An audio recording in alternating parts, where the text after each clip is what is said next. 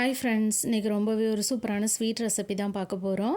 இந்த ரெசிபி செய்கிறதுக்கு ஒரு 10 நிமிஷம் போதும். நம்ம வீட்டுக்கு யாராவது திடீர்னு கெஸ்ட் வந்துட்டாங்கன்னா இந்த ரெசிபியை நம்ம செஞ்சு முடிச்சிடலாம் ஒரு 10 நிமிஷத்துக்குள்ளே. வாங்க எப்படி செய்கிறதுன்னு வீடியோக்குள்ளே போய் பார்க்கலாம்.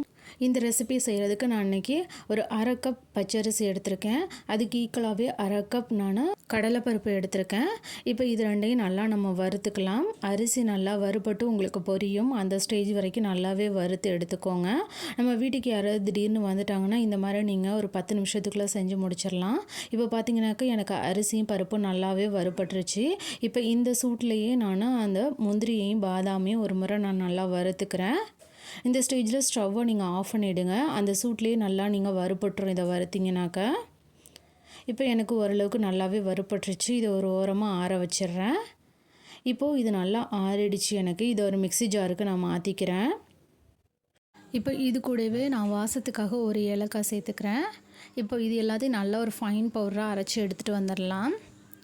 இப்போ இது ஒரு ஓரமாக வச்சிடலாம். இப்போ இன்னொரு பேனில் நான் ஒரு அரை கப் சர்க்கரை எடுத்திருக்கேன். நீங்கள் வேணால் 3/4 கப் கூட எடுத்துக்கோங்க. இப்போ சர்க்கரையை இந்த மாதிரி நல்லா கேரமலைஸ் பண்ணுங்கள். அதோட கலர் லைட்டாக சேஞ்ச் ஆகி நல்லா மெல்ட் ஆகி வரணும். மெல்ட் ஆனால் போதும். இது மெல்ட் ஆனதுக்கப்புறம் இது கூட நான் ஒரு 1 கப் நல்லா காய்ச்சி ஆற வச்ச பால் சேர்த்துக்கிறேன். நீங்கள் ஃப்ரெஷ்ஷான பாலாக இருந்தாலும் சேர்த்துக்கோங்க.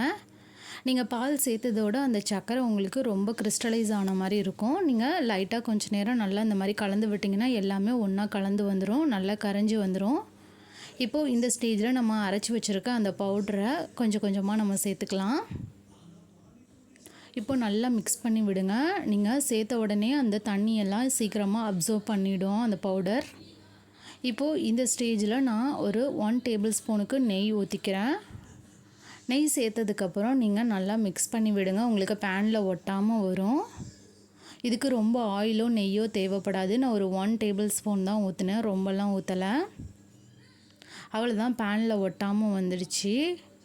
ரொம்ப சட்டுன்னு நம்ம ஒரு 10 நிமிஷத்துக்குள்ளே செய்யக்கூடிய ரெசிபி. நம்ம வீட்டுக்கு திடீர்னு கெஸ்ட் வந்துட்டாங்க, நம்ம சடனாக ஏதாவது ஒரு ஸ்வீட் செய்யணும், வீட்டில் எந்த ஒரு ஸ்நாக்ஸுமே இல்லைனாக்கா நீங்கள் இந்த ரெசிபியை ட்ரை பண்ணி பாருங்கள். கண்டிப்பாக ரொம்பவே சூப்பராக இருக்கும்.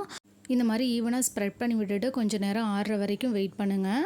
இதை சின்ன சின்ன பீசஸாக கட் பண்ணிக்கலாம். நீங்களும் ட்ரை பண்ணி பாருங்கள். தேங்க்ஸ் ஃபார் வாட்சிங்.